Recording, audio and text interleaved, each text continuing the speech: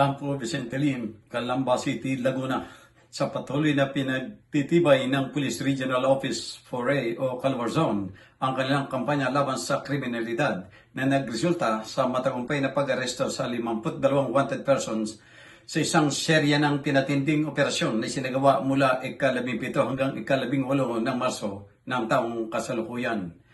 Umabot sa 25 most wanted person at 27 iba pang wanted sa buong rehiyon ang natakip at ito ay bahagi ng patuloy na pagsisikap ng PNP na subaybayan ang mga takas at tiyakin na ang mga individual na nakaharap sa mga kasong kriminal ay mapapakita sa mga korte ayon kay Police Brigadier General Hansel Marantan, Acting Regional Director ng PRO4A Calabarzon.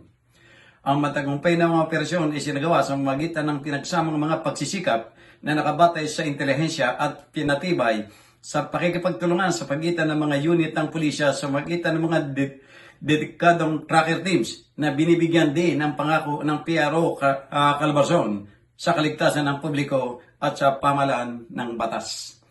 Binigyan din ni Maranda ng kahalaga ng tagumpay nito na bunga ng dedikasyon ng lahat na habulin ang mga individual na sumusubok na umiiwas sa katarungan.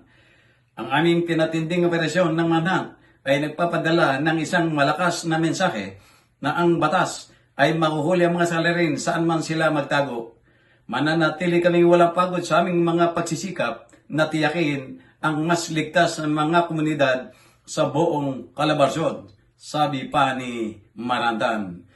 Jojo Cesar Magsumbaligulat para sa journalnews.com.ph.